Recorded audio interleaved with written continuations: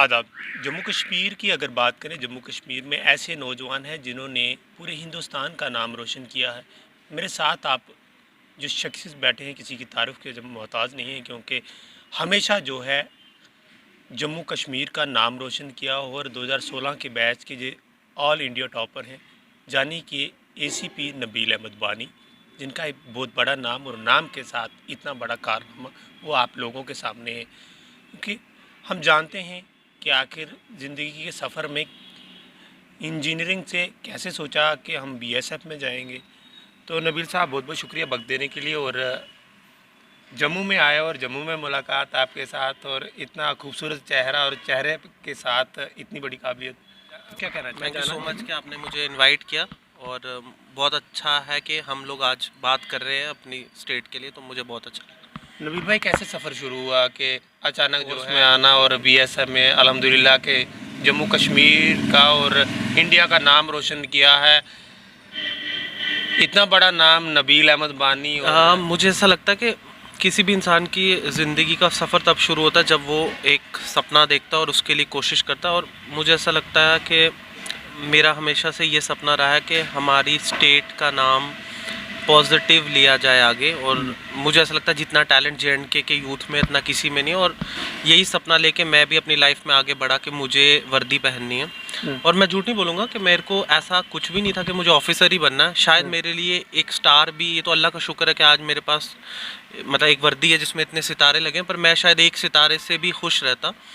और मैं हमेशा ये मानता हूँ कि हम लोग बहुत सारे सपने देखते हैं लेकिन एफर्ट्स कम करते हैं और एक्सक्यूज़ेस में बिलीव करने लगते हैं। और यही फेलियर्स की निशानी है कि आप एक्सक्यूज़ेस में बिलीव करते हैं। और मैं अपनी ज़िंदगी में यही मानता हूँ कि मैं हमेशा पॉजिटिव रहने की कोशिश करता हूँ और जितना भी हो सके हर दिन ये सोचता हूँ कि मैं कैसे नबील साहब, जानना चाहूँगा कि जैसे आपकी स्कूलिंग हुई, थोड़ा सा बताएं। कुछ लोग ऐसा जानना चाहते हैं कि नबील साहब जो हैं वो कहाँ के रहने वाले हैं, कहाँ की से स्टडी हुई और कहाँ से आज इतना बड़ा नाम है, और ये नाम के पीछे हिस्ट्री क्या है इसकी? सर देखिए, मैं दो चीज़ें बताना चाहूँगा। अक्सर बहुत सारे प्लेटफॉर्म्स पे ये बहस होते आती है या लोग कहते हैं कि ये जम्मू का है, ये कश्मीरी नहीं है, या कोई कहता है ये कश्मीरी नहीं है, ये जम्मू का है। मैं ये बताना चाहता हूँ कि मेरे ग्रेट ग्रैंडफादर, हम बेसिकली अनंतनाग से बिलोंग करते थे। देन मेरे ग्रेट ग्रैंडफादर जो थे वो शिफ्ट हो गए थे जम्मू डिवीज़न में। मैं उधमपुर से तकरीबन 100 किलोमीटर दूर गांव है, वहाँ से बिलोंग करता हूँ। और मैंने ज़्यादातर गांव की ही लाइफ देखी है। उसके बाद मेरे फादर मेरी स्टडीज़ के लिए सिटी की तरफ मूव कर गए। और मैं अपने आप को एक मिक्स मानता हूँ कि मैं कश्मीरी भी हूँ, डोगरा भी हूँ, प्राउड हूँ दोनों की तरफ से। मुझे कोई भी चीज़ कम नहीं लगती। ना तो कश्मीरी होना गुनाह है, ना ही डोगरा होना गुनाह है। दोनों प्राउड है कि मैं तो हमेशा बोलता हाँ मैं डोगरा भी हूँ, हाँ मैं कश्मीरी भी हूँ, मैं दोनों चीज़ें बहुत प्राउड हूँ। और मेरे फादर एक टीचर थे और इतनी इकोनॉमिकल कंडीशंस भी हमारी कोई इतनी ज़्यादा नहीं थी, पर स्टिल जो भी वो बेस्ट दे सकते थे ज़्यादा मुझे देने की कोशिश की। और अपनी जितनी भी स्कूलिंग और मैंने की है वो सब मैंने उधमपुर सिटी से ही की। फील हुआ कि ज़िंदगी में जब बचपन होता है बंदे का, तो बंदा सोचता है यार मैं ऐसे करूँगा, मैं ऐसे करूँगा। वो सोच, थोड़ी सी बचपन की हिस्ट्री बताएं जिसमें बड़ा मजाक होता था। कोई ऐसी चीज़ जो आपके दिल के बड़ी करीब था, मम्मा मैंने यही लेनी है, यही करना। मुझे एक चीज़ जो अपनी लाइफ में सबसे ज़्यादा याद रहती वो ये है कि मैं पढ़ाई में अच्छा था और मैं डांस या किसी और एक्टिविटी में नहीं था। और मेरी मम्मी रोज़ स्कूल आके मेरे टीचरों को बोलती कि नहीं, मुझे ऐसा लड़का अपना ये नहीं चाहिए कि एक ही चीज़ में हो। वो ज़बरदस्ती मुझे डांस भी करवाती थी, ज़बरदस्ती मुझे एक्टिविटीज़ करवाती, हर चीज़ में ज़बरदस्ती डालती थी। और वो चीज़ मेरे अंदर मतलब एक इनबिल्ट अब ये हो गई है कि अब मैं किसी एक चीज़ से सेटिस्फाई नहीं होता इन द प्रेटेक्स्ट ऑफ वर्क। जैसे मैं काम भी करता हूँ, मुझे होता है अच्छा ये कर दिया, अरे नहीं और करते हैं और करते हैं। तो वो चीज़ मेरे लिए काफ़ी इनबिल्ट मेरे अंदर हो गई है मेरी मदर की वजह से। और I still miss the thing कि मैंने शायद एक नॉर्मल लाइफ नहीं देखी, इसलिए कि मुझे खेलने मेरी मदर क्रिकेट बिल्कुल नहीं खेले। मुझे अभी भी याद है, मुझे एक बार बहुत ज़्यादा मार पड़ी है कि मैंने क्रिकेट खेला और मेरी मदर का ज़्यादा फोकस मेरी स्टडीज़ की तरफ होता था। पर स्टिल मैं एक चीज़ कहूँगा कि हमने कोई कोचिंग सेंटर्स या इतना, ना तो हमारे पास पैसा था, ना विजन था कि हाँ भैया MBBS करना है या कि ये कोई JKCT होता है, ये होता है, इतना कुछ हमें नॉलेज नहीं था। और हर जो बच्चा आज मुझे देख रहा है, मैं उनको ये कहना था कि यार ये कोई पैटर्न नहीं है सक्सेस का। आप बोलो कि अच्छा यार वो लोग तो ना पहले से उस कॉलेज में पढ़ते, सुन, अरे यार मैं तो नॉर्मल बंदा रहा हूँ। अब मैंने एक नॉर्मल स्कूल से पढ़ाई की है, बहुत ही नॉर्मल यूनिवर्सिटी से इंजीनियरिंग की है, ठीक है, लेकिन लाइफ का कोई पैटर्न नहीं होता। स्टॉप अपने आप को ये कहना कि अरे यार जो आईआईटी से करेगा वही लाइफ में कुछ बनेगा, या एनआईटी से करेगा या एमबीबीएस करे वो, लाइफ का कोई पैटर्न नहीं। आप अपनी सक्सेस खुद डिफाइन करते हो, बस हार्ड वर्क करते रहिए और आप एक दिन पा लेंगे इंशाल्लाह, यही मैं फील होता है जब आपका अचानक इतना बड़ा नाम और इतना बड़ा रुतबा न्यूज़पेपर पे खबर छपी कि एसीपी ऑल इंडिया टॉपर हैं, तो क्या फील होता है उस दिन? जो खुशी है मैं आपको एक चीज़ बताना चाहता हूँ कि आज एग्जैक्ट मुझे 5 साल हो गए हैं ज्वाइन किए हुए, मतलब टुडे इज़ द डे जब मैंने बीएसएफ ज्वाइन की थी। मेरे लिए मुझे लगता है जब न्यूज़ वगैरह में आया तो मेरे लिए पहले सिर्फ एक जॉब इम्पॉर्टेंट थी कि हाँ यार मेरा सपना वो पूरा हो रहा है। उसके अलावा हाँ ये चीज़ ऑब्वियसली हर एक किसी को अच्छा लगता है कि यार मैं न्यूज़पेपर में आ रही हूँ, बट मेरे लिए ये मोर एक रिस्पॉन्सिबिलिटी है रैदर देन कि इसको मैं इंजॉय करूँ कि हाँ यार मैं कुछ, क्योंकि देखिए मेरे को ऐसा लगता है मैं बहुत सारे उन लोगों की वॉइस हूँ जो शायद अभी बाहर नहीं निकल सकते, युवाओं की। बिल्कुल। तो मेरा मकसद काफ़ी क्लियर है लाइफ में कि मुझे अपने जम्मू कश्मीर के यूथ की वॉइस को आगे लेना है और जितना हो सके उनके लिए मैं जो ग्रैब कर सकता हूँ अपॉर्चुनिटीज़ उनको ग्रैब करके देना है। और बाकी आप मुझे बोलिएगा कि हाँ अक्सर कोई इंटरव्यूज़ वगैरह मेरे जो आते भी हैं तो मकसद काफ़ी क्लियर है। ये नहीं है कि मैं कितनी बार टीवी पे दिख रहा हूँ, कितनी बार न्यूज़पेपर हो ना, मकसद काफ़ी क्लियर है कि मेरी आवाज़ जितनी दूर तक जाएगी वो जम्मू कश्मीर के यूथ की वॉइस है वो दूर तक जा रही है और हमारी प्रॉब्लम सॉल्व। काफ़ी चर्चे भी आपके सुने हैं कि जम्मू के यूथ को जो है आप प्रमोट कर रहे हैं। जम्मू का यूथ जो है वो आपने देखा कि नशे की ओर ज़्यादा जाता है और जम्मू का यूथ जो है वो आपको कॉपी कर रहा है। ऐसा भी हो रहा है, कुछ लोग ऐसे होंगे आपके पास भी आते होंगे, कितना सही लगता है कि देखिए मैं ये मानता हूँ, मुझे जब भी जैसे मैं अब जम्मू भी आ रहा हूँ या कुछ भी, मुझे बहुत सारे मैसेजेस आते हैं और मेरे हमेशा कोशिश होती है कि जो भी इंसान मुझे मैसेज करता है मैं उसे रिप्लाई करूँ, क्योंकि ऐसा कुछ नहीं है कि हम जगह पे पहुंच गए तो हम कोई बहुत बड़े कोई भी इंसान खुदा नहीं होता, हम भी कोई खुदा नहीं है, कोई सेलिब्रिटी नहीं है, हम बिल्कुल आम इंसान है। हमने अपनी लाइफ में कुछ अचीव किया तो मैं ये मानता हूँ कि it's is not something to show off या थ्रो करें हम किसी के ऊपर कि यार हम कुछ बन गए, बल्कि ये होना चाहिए कि हम कुछ बन गए तो हर एक बंदे को मोटिवेट करें। और मेरा ये होता है कि मैं जब भी जम्मू या जहाँ भी जाता हूँ मुझे जितने भी मैसेजेस आते हैं मैं उनसे मिलने की भी कोशिश करता हूँ, क्योंकि हो सकता है कि हमारा किसी को दिया हुआ 2 मिनट उसकी ज़िंदगी बदल दे, मोटिवेट कर दे। बिल्कुल हाँ। बाकी यूथ का ड्रग्स की तरफ, और मैं बोलूँगा जितना भी यूथ जम्मू या और भी जगह से जो भी जा रहा है, मेरा यही कहना है कि this is the worst thing you can do. ये ड्रग्स वगैरह में पढ़ना, इसमें कोई टर्न बैक नहीं है। आप एक बार इसमें चले जाएंगे there is no turn back.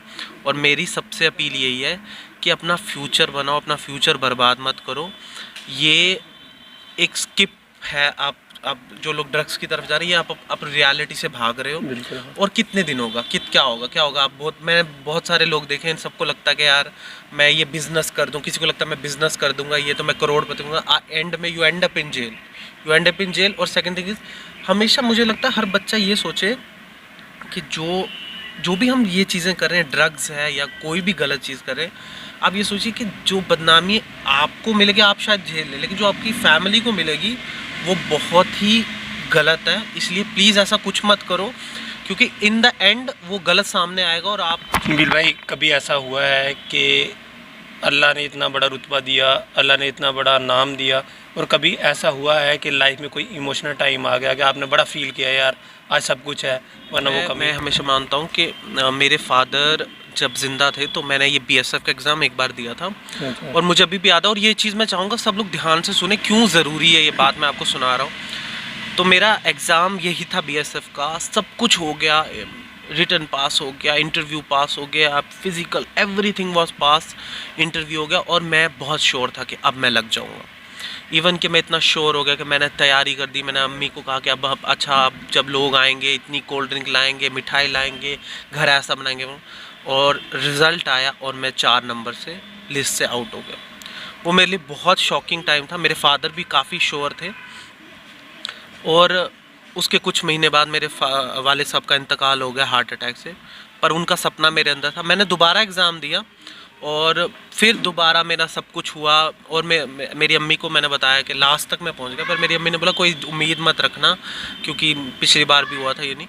और इस बार जब मुझे बिल्कुल उम्मीद नहीं थी, मैंने कहा हाँ यार होता है, मेरा हो जाता है, तब भी कौन सा होता है, और मेरा पहला रैंक आ गया। और मैं झूठ नहीं बोलूँगा, मेरे को तो लास्ट की भी उम्मीद नहीं, क्योंकि ऐसा कुछ नहीं है, मैं सबसे कहना चाहूँगा कि हम लोग अपने आप की अपनी शक्ति को, अपनी क्षमता को समझने में वक्त लगता है, लेकिन मेरे लिए ये हमेशा होता है कि मेरे फादर का ये सपना था पूरा हुआ, और मैं आज भी फील करता हूँ कि शायद इतनी कामयाबी सब कुछ होने के बावजूद वो ये दिन नहीं देख पाए कि मतलब मेरा बेटा सक्सेसफुल हुआ। और मैं अक्सर उनके दोस्तों से मिलता हूँ, इसीलिए कि मैं उनके दोस्तों से जानता हूँ, वो कहते हैं हाँ यार तुम्हारे पापा बोलते हैं मेरा बेटा एक दिन ये बनेगा, नहीं तो मैं वो फील लेता हूँ।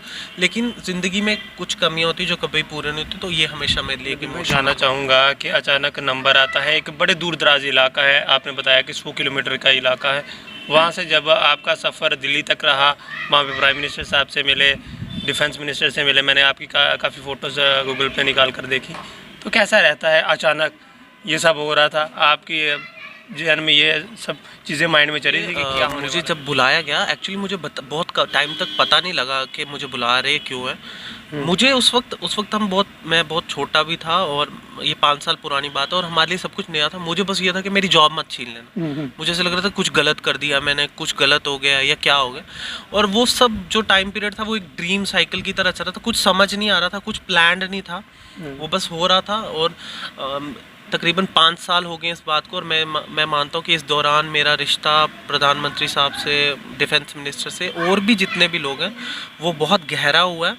और कहीं ना कहीं जो भी बात मैं जम्मू कश्मीर के यूथ की उन तक पहुंचाना चाहता हूं वो पहुंचती है, समझते हैं, और प्रॉब्लम्स का सल्यूशन भी निकाला जाता है। और अक्सर मैंने जब भी प्रधानमंत्री साहब को लेटर लिखा है, हमेशा उनका रिप्लाई आया है, और हमेशा जो चीज़ मैंने उनके आगे प्रोजेक्ट यूथ को क्या पैगाम देना चाहेंगे? अगर जितना भी यूथ आपको इस वीडियो के ज़रिए देख रहा है, तो क्या पैगाम दोगे जम्मू कश्मीर के यूथ को? मैं यही कहना चाहता हूँ अपने जम्मू कश्मीर के यूथ को कि ये वक्त हमारा बहुत क्रूशल है। ये वक्त आ चुका कि अब हम अपने आप को डिवाइड ना करें किसी रीजन के ऊपर, किसी लैंग्वेज या कास्टिज़म के ऊपर, किसी पे हम डिवाइड। हम जम्मू कश्मीर के यूथ, हम एक हैं। हम सबका मकसद एक ही होना चाहिए कि हम अपने मुल्क की सेवा करें। और वो ज़रूरी नहीं कि आप वर्दी पहन के सेवा कर सकते, आप एक अच्छे नागरिक बन के भी सेवा कर सकते हैं। आप एक अच्छे टीचर बने, आप एक अच्छे डॉक्टर बने, मैं इवन के कहूँगा कि आप एक सफाई कर्मचारी भी हैं, तो भी बहुत बड़ी चीज़ है। मैं तो किसी चीज़ को कम नहीं समझता, मेरे दिल में बहुत रिस्पेक्ट है हर काम के लिए। लेकिन कोई भी गलत एक्टिविटी ना करें, लॉ एंड ऑर्डर को ब्रेक करने की कोशिश ना करें। बाकी मैं हमेशा अपने यूथ को कहता हूँ, आपकी जो डिमांड्स है ना, आप मेरे तक पहुँचाओ, मैं उनको टॉप तक लेके जाऊँगा। हम हर चीज़ लेंगे, लेकिन प्यार से, मोहब्बत से, इज़्ज़त से, लाइन क्रॉस करके हम कुछ नहीं करेंगे। और हम पूरे देश को ये साबित करके रहेंगे कि जम्मू कश्मीर से ज़्यादा टैलेंट किसी युवा में नहीं है, और जम्मू कश्मीर से ज़्यादा पैट्रियोटिक अपने देश के लिए कोई भी युवा नहीं। ये थे हमारे साथ नबील अहमद बानी साहब। उन्होंने तमाम वो बातें आप लोगों के सामने शेयर की हैं जो जम्मू कश्मीर के यूथ के लिए कहीं ना कहीं बड़ी परफेक्ट यानी कि सही हो सकती हैं, क्योंकि जम्मू कश्मीर का यूथ जो है वो नशे की ओर जा रहा है। वो तमाम बातें हुई, और कहने वाली बातें हर एक जहाँ पर भी सोशल मीडिया पे इनकी बात होती है, इंटरव्यू होते हैं, लाइव आते हैं, अल्हम्दुलिल्लाह के बड़ा रुतबा और बड़े नाम के साथ लोग सुनते भी हैं और लोग पसंद भी करते हैं, क्योंकि ये मासूम चेहरा और मासूम चेहरे के पीछे बड़ी बातें तो लोग सुने ना, ऐसी बात ना हो। तो कहीं ना कहीं लोगों को वो जम्मू कश्मीर के उन यूथ को प्रमोट भी करते हैं, और उस चीज़ का बड़ा मैसेज जाता है कि एक बड़े ऑफिसर भी हैं और हमेशा जम्मू कश्मीर का और इंडिया का नाम रोशन करने वाला शख्स आप लोगों को प्रमोट कर रहा है, ये भी बड़ी बात है। और हमेशा जो है नबील साहब की मैं फ़ोटोज़ देखता रहता हूँ, गरीब लोगों की मदद करना, बैकवर्ड एरियो में जाना, दूर दराज के इलाकों में जाना, तो हमेशा जो इनकी लगन है, जो लगाव है, वो हमेशा गरीब लोगों के साथ है, क्योंकि उनको प्रमोट करना इनको शायद अच्छा लगता हो। क्योंकि मैं इनकी सोशल मीडिया पे फ़ोटो देख रहा था और मैं सोच रहा था यार इतने बड़े ऑफिसर होके फिर भी टाइम निकालते हैं और लोकल लोगों के साथ मुलाकात करते हैं, क्योंकि बीएसएफ के एसीपी हैं, अल्हम्दुलिल्लाह आने वाले दिनों में डीसीपी भी बनने वाले हैं। तो हम चाहते हैं कि सब लोगों की दुआओं की वजह से नबील साहब जो है वो अपनी कामयाबी, अपनी अचीव को हासिल करें और हम भी देखें, क्योंकि नबील भाई की जो ड्रीम्स हैं और जो सपने हैं हमेशा जो गरीब लोग हैं उनके साथ जुड़े हुए, क्योंकि उन्होंने कहा कि 100 किलोमीटर की दूरी से दूर मेरा इलाका है जिस गांव में मैं रहने वाला हूं। शायद वो इलाके, वो सब लोग वो सुन रहे हो तो क्या सोचेंगे कि नबील अहमद बानी जो है वो बड़ा काम कर रहे हैं। और शायद नबील भाई बड़ा अच्छा लगा आपसे मिलके और काफ़ी टाइम का इंतज़ार था मुझे कि हम मिलेंगे। अल्हम्दुलिल्लाह भाई साहब ने टाइम निकाला और टाइम दिया तो हमारी मुलाकात हुई। तो हमने मुनासिब समझा कि आप लोगों के साथ भी इस वीडियो के ज़रिए जो है मुलाकात हो जाए। कितने लोग आपको सुन रहे हैं, जितने भी लोग आपको इस वीडियो के ज़रिए सुन रहे हैं, तो क्या पैगाम देना चाहेंगे? इतने लोग आपको पसंद करते हैं। मैंने देखा कि सोशल मीडिया की सेंसेशन बने हुए आप। सोशल मीडिया का तो एक बड़ा नाम है आप जम्मू मैं यही कहना चाहता हूँ कि प्लीज़ इस चीज़ को समझिए कि जैसे मैं सोशल मीडिया पे इसलिए बिल्कुल भी नहीं हूँ कि मेरे कितने लाइक्स हैं, कितने फॉलोअर्स हैं, मुझे कोई फ़र्क नहीं पड़ता। मकसद है पॉजिटिव मैसेज देना, मकसद है पॉजिटिव इन्वायरमेंट बनाना, और मैं ये मानता हूँ कि एक छोटा सा क्लिक भी किसी को मोटिवेट कर सकता है। वही मेरा मकसद है कि जैसे आज हम जो ये इंटरव्यू दे रहे हैं, this is not about me. ये मेरे लिए बिल्कुल भी नहीं है कि मैं इंटरव्यू दे रहा हूँ। मेरे लिए ये है कि जो भी आज जम्मू कश्मीर का युवा, इवन कि उनके पेरेंट्स, कोई भी ये जो वीडियो देख रहा है, वो एक चीज़ को समझे कि प्लीज़ हमें एक साथ रहना है, जम्मू कश्मीर को साथ रखना है और अपने यूथ को आगे लेके जाना है। और एक सपना मैं जो देखता हूँ हमेशा कि आने वाले 10 साल बाद एक ऐसा माहौल बन जाए कि जब भी जम्मू कश्मीर के यूथ का नाम लिया जाए तो लोग उसे कभी भी टेररिज्म से कनेक्ट ना करें, बल्कि ये कनेक्ट करें अरे वहाँ के यूथ तो हर जगह है। इवन मैं बिलीव करता हूँ कि ऐसा वक्त आ जाए कि नासा में भी लोग ज़्यादा बोले इंडियन, अरे जम्मू कश्मीर की तरह। तो this is kind of dream मैं देखता हूँ, और इंशाल्लाह मैं बिलीव करता हूँ कि इतना टैलेंट यूथ में है JNK के। ये हमारे साथ नबील अहमद बानी साहब ने सारी बातें तफसील से आप लोगों को बताई, क्योंकि कहीं ना कहीं उन्होंने कहा है, एक मैसेज पहुंचाया है कि जम्मू कश्मीर का यूथ जो है वो नशे की ओर जा रहा है। हमारा कहना है कि कहीं ना कहीं हमारी बातों से कहीं ना कहीं प्रमोट हो सकता है, उस चीज़ से पीछे हट सकता है और अपनी पढ़ाई में जो है वो ध्यान लगा सकता है। क्योंकि काफ़ी सारी बातें भी हुई और वो बातें जो है आम जम्मू कश्मीर के नागरिक जितने भी इस वीडियो के ज़रिए सुन रहे हैं उनको एक पैगाम जाता है कि हमें क्या करना है। उन्होंने कहा है कि मेहनत ऐसी करो कि नाम रोशन करो, नाम ऐसा नहीं रोशन करो कि नशे की ओर बढ़ो, यानी कि ऐसा काम करो कि अपने पेरेंट्स का एक नाम रोशन करो, एक नाम बनाओ। और यही बड़ी बात है, यही असलियत है, यही सच्चाई है। कुछ अच्छे काम करो, अच्छे काम करने वालों के अच्छे नाम होते हैं। जैसे नबील भाई का एक बड़ा नाम है और आज हम इंटरव्यू भी कर रहे हैं इसी के ज़रिए। क्यों कर रहे हैं कि बड़ा नाम और बड़े नाम के साथ छोटी बातें जब आम पब्लिक में जाती हैं तो कहीं ना कहीं उस पब्लिक को, उस गाँव को, उस शहर को, उस डिस्ट्रिक्ट को, उस जम्मू कश्मीर को, उस इंडिया को एक पैगाम जाता है कि एक बड़े हॉनेस्ट ऑफिसर और बड़ा नाम और उस तरीके से लोगों में पब्लिक के साथ डील करना और पब्लिक के साथ रहना, ये बड़ी बातें होती हैं। शायद नबील साहब के जैसा कोई नहीं करता। अगर सारा ऐसे करेंगे, सारे मिलकर ऑफिसर ऐसे करें, तो क्यों ना वो चीज़ें सब चेंज हो सकती हैं। तो नबील साहब का जो कदम है बड़ा अच्छा कदम है, क्योंकि इससे लोगों को प्रमोट भी किया जा सकता है। और ये थे हमारे साथ नबील अहमद बानी साहब। तमाम बातें हुई, उन बातों के साथ तमाम वो यूथ को एक पैगाम भी गया। फ़िलहाल ये रिपोर्ट नबील अहमद बानी साहब के साथ और फ़िलहाल हर एक रिपोर्ट के साथ आप देखते रहें JK UT अपडेट। खुदा हाफिज़।